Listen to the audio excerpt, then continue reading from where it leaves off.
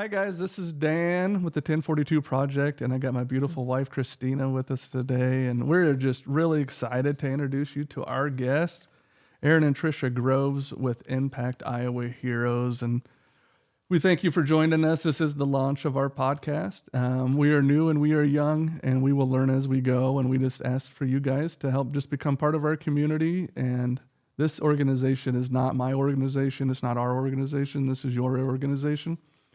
So we just want to have you guys just be involved, and let us know what you want to talk about, what topics you want to talk about.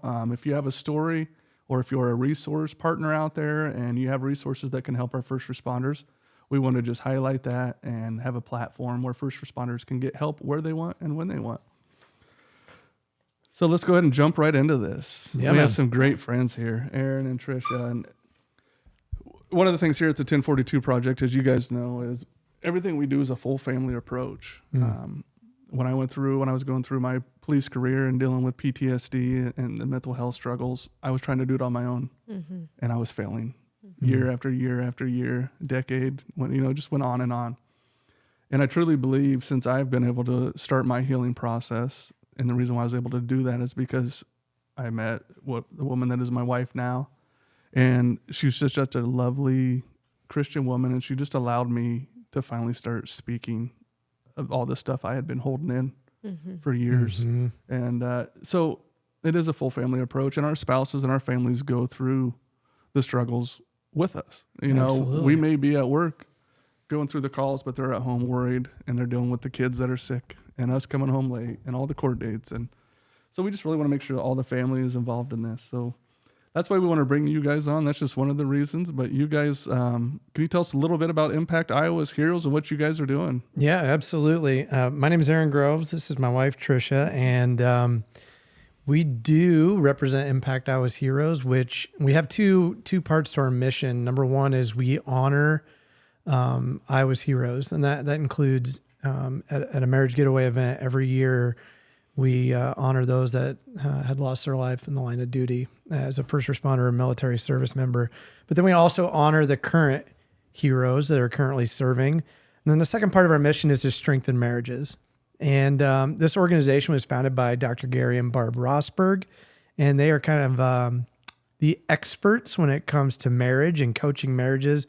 And they've traveled the world speaking on marriage, coaching couples on how to have a better connection in their marriage. And my wife and I went to a marriage getaway event put on by Impact Iowa's Heroes in 2019 for the first time. And it was impactful for us, and for a couple different reasons. One, as a cop, and you'll know this, Dan, you never hear a thank you. No. And you never hear, we honor you. The firefighters, they get that all the time. Yes. But in law enforcement, we never heard that. But we saw businesses and people stand up and say, thank you for what you do. And it was to everybody there in attendance. And it brought me to tears. I bet. You don't realize how much you crave that till you get it. And like you said, we just never had that before. Yeah. And so that was impactful for us. But then the taking the deliberate time and having the space to strengthen our marriage was important. And it was also something we didn't really need it per se because our marriage wasn't in crisis, but we still needed it because it strengthened our marriage. And one of my sayings is I don't want a marriage that thrives or survives. I want one that thrives. That's right. And so through the getaway event and date nights, Impact Iowa's Heroes puts that on every year, and we strengthen marriages. And it's, again, time and space for hero couples to just focus on one another and focus on connecting with each other. And, my personal testimony is I was a better cop when my marriage was better at home. Amen to that. And same with the guys and gals that I supervised. My best employees were ones whose marriages were strong. They could come to work. We could come to work and we could focus on work. We didn't have to worry about, the conflict at home or the stress of home or what my spouse was doing at home. Was I going to have support when I got home? It allowed me to be a good cop because I was able to focus on my job. It was probably scarier to come home than be on the job sometimes. I bet. Well, you know, and I'm divorced. I was married before when I was in law enforcement in 2014 when I went out in law enforcement and then had my home foreclosed on and I went through a divorce and went through a lot of bad things all at once. But looking back into the marriage that I had, we didn't have, what I love about what you guys are doing is you said you didn't have a problem, but you went ahead and started working on your marriage through this organization because part of what 1042 is, we don't want to just restore people. If we can equip them so we don't have to restore them later. Yes. That's Exactly. what it's about. And one of my first marriage in law enforcement, I could write a book on the wrong way of doing everything. I mean, literally, I didn't tell my wife at the time hardly anything. Right. All she saw was the anger, the drunk person, the isolation. And, you know, she tried to talk to me at time, but nobody was going to talk to me at that time because I was in denial. And so I just think it's so powerful what you're doing, because what you said about having a healthy marriage affecting your job, that is, and I didn't have that. So when I would go to work, not only was I stressed out about the trauma I was seeing on the job, I was also worried about trying to save my marriage, you know, trying to be a better father and doing all that. So I love what you guys are doing. Yeah. Yeah. And we're not only are we doing these getaway and date nights, but we've also hit every law enforcement academy in the state of Iowa. Wow.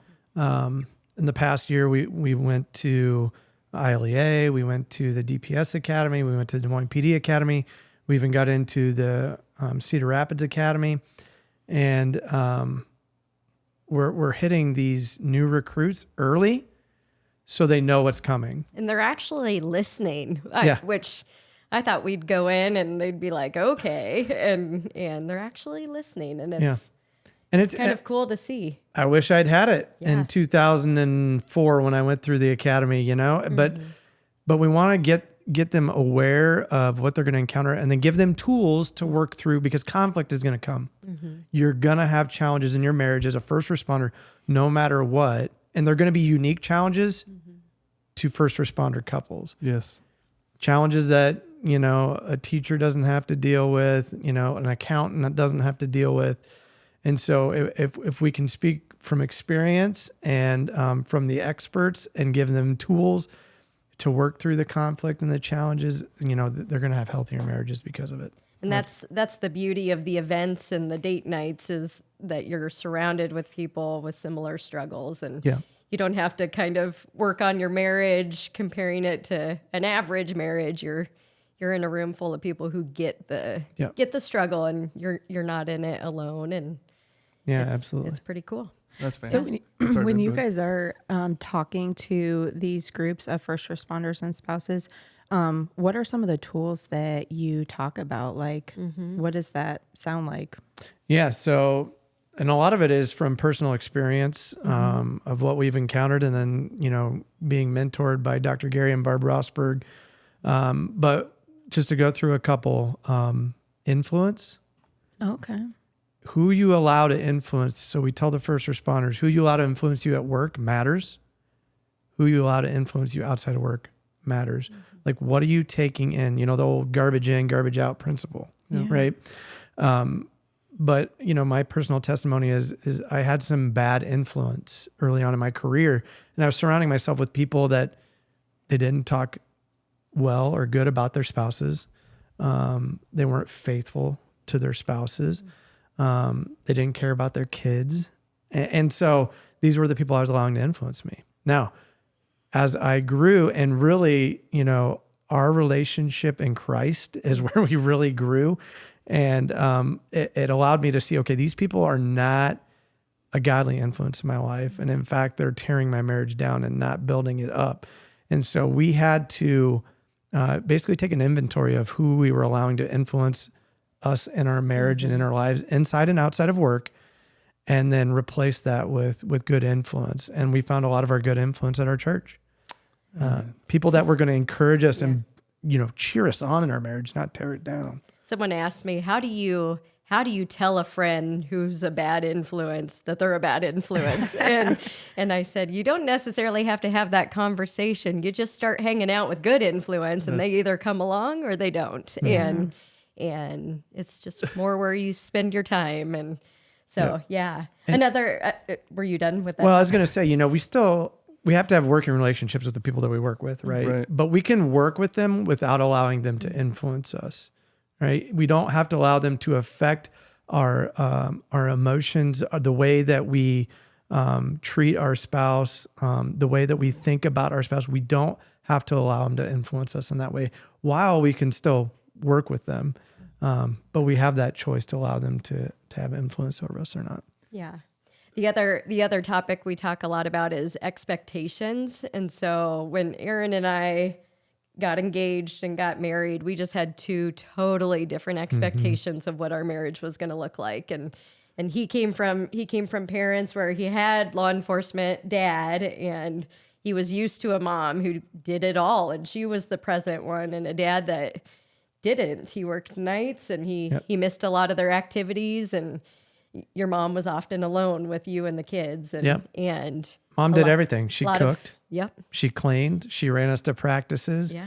You know, she disciplined us until it was wait till your father gets home, right? That famous line. But that was my expectation going into marriage, because I was going into law enforcement and I was expecting her to do everything. That was not my expectation of marriage at all. I had parents that did everything together. They were always together, and housework was equal, and being involved in our lives were equal. And so I probably had more of a false sense of a reality of what a law enforcement life looked like, but the fact was I never communicated what I wanted in a marriage, and he never communicated what he saw in a marriage. And so we almost didn't last our first year. And in fact, our 1-year anniversary should have been like a yay. And it was if we have another year like that one, I'm out. And I told him that, and he didn't know anything was wrong at the time. And I was living kind of that internal conflict and angst, and not really communicating my expectations with him. So it's finding that, especially if you're about to start a marriage, like what was modeled for you, and then take it into account. Okay, here's the layers of the job, and what are the non-negotiables for our marriage? What do we want to build upon in our marriage? And or even what expectations are reasonable, right? Because first responders, like if your wife's expectation is for you to be home for every holiday, every birthday, it's not going to happen. Right. You know, we work 24/7. We're going to miss Christmases. We're going to miss birthdays.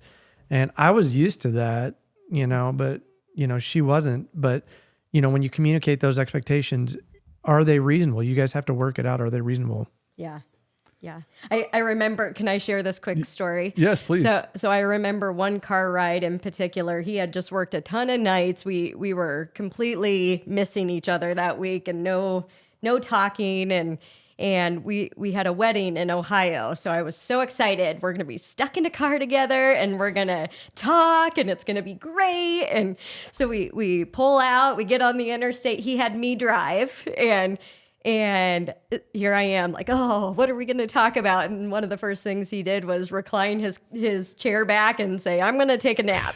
and here I am. My brain is just going a million miles like, oh, what kind of marriage is this? He hates me, and we don't even talk. And I'm going a mile a minute in my head, and his mind is, oh, finally a moment I get to relax with my wife. And it was just two different narratives. But we were not on the same page of expectations at all. Exactly. So if you're a young couple, and you just you're a first responder, and you got this new relationship, and as you're dating that person and you start to talk to them about your first responder life, how much should that person share with them? And how do you have that conversation to prepare the person you're with? Because it's fair to them to know what they're going into. How do you do that? What's a healthy way to do that? Well, I think setting aside deliberate time and putting it on the calendar to make sure you do it is the first step, right?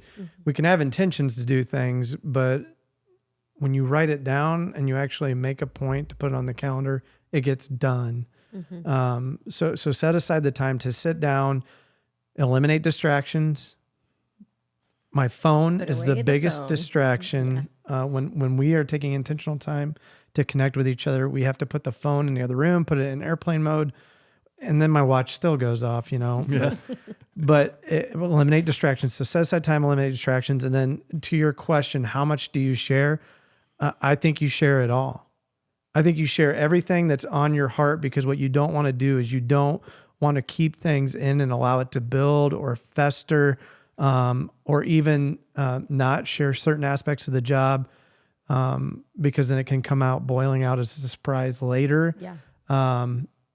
But so on the subject of sharing, early on, I didn't share anything with my wife because that's what I saw at home. Yep. Growing up. My dad grew up or worked in the 70s, 80s, 90s, 2000. And that was an era where trauma wasn't talked about. If you showed any emotion, it was weakness. So generally he never talked about work at home. And so I mimicked that, and I would come home. My wife would ask me, "How was your day?" And it was like, "Good, Yep. fine." Yep. And then And then someone immediately you would get on the phone and be like, "Oh, this Yeah. happened, and like talk about it." I would talk to one of my Yeah. partners about it. Yeah. Oh my gosh, I did Yeah. the exact same thing. I'd Yeah. tell her no, nothing happened or whatever, and then she'd hear me on the phone talking it about was some of a- the goriest. Yeah. Yeah. Yeah, and it was a feeling crusher. Like he didn't trust me, or he didn't want to open up to me, and Yeah. yeah, But what it was, a couple different things. One, it was I didn't want to have to explain things in detail because she wasn't in the cop world. So I can use lingo and say things with other law enforcement officers that's easier to communicate. And I didn't want to have to explain things in detail of why I did something a certain way. So I wouldn't share things. And the other part of it was I didn't want to burden her with what I had seen or experienced. But obviously there was still a desire to process things because I was calling and talking to people that I was working with. And we tell people that can be detrimental to your marriage if you don't say anything to your spouse. we always tell them something is better than Yes. nothing. That's I like that. I love to tell the first responder that because I think it's just so easy to have it on your head and you pull up to home and you haven't processed what you're going to say to your wife. And what we try to teach them is find that halfway spot to home. So whether you take your vehicle home and maybe you end shift in your driveway, then you take an extra 10 minutes in your driveway, or if you have a halfway spot on the way home, but you start processing, this is what I'm going to say to my spouse when I walk in those doors. And even if it's I had a rough day and I don't know how to talk about it yet and I just need some time to process, that takes the narrative out of my head that it's about me and he doesn't trust me and he doesn't want to talk to me. And Yep. that goes a lot better with me than nothing. And as we grew in our marriage and we realized that I would come home and I'd be like, I had a terrible day. I'm not ready to talk about it. Or, hey, I had a bad day. I just want you to listen. I don't want you to fix anything. I don't want you to offer any advice. I just need to get this out of me to process it. And I was a fixer. Yeah. That was another problem. Well, and she's also an external processor and I'm an internal processor. So like I carefully choose my words most of the time, whereas she says whatever comes on her mind. So that was challenging in our marriage early on too. And I would poke the bear because I was getting nothing a lot of times. Yeah. And I would get him to the point of anger. Yeah. Because that was something. It was I'm more better like- than nothing. I'm more like your personality. That's Yeah. how I am. And she's I feel more, like we have the same dynamic. Yeah. yeah. Yes, because I'm more like I have to think about it. Like all the processing happens inside of my head, and you're the opposite. Yeah. And But I love that the action steps that you guys have, or like the tools, they're all very actionable. Yeah. You know, they're concrete things that you can explain to people and they can implement in their life in an intentional way. Yeah. And I love that it sounds like the foundation of all of it is communicating, like how you feel, what your expectations are, you know, where you're at with things emotionally, and just sharing that with your partner. Yep. And Yeah. the goal of every couple should be connection, right? That's what we desire. That's what we long for is connection. And you have to communicate to connect, and you have to work through conflict to get to connection a lot of times. But, you know, we weren't connecting for the longest time, and it was because we wouldn't deal with the conflict that was in front of us. We didn't know how to deal with it. We weren't communicating with each other. And so it was just this vicious cycle that never got back to connection. Right.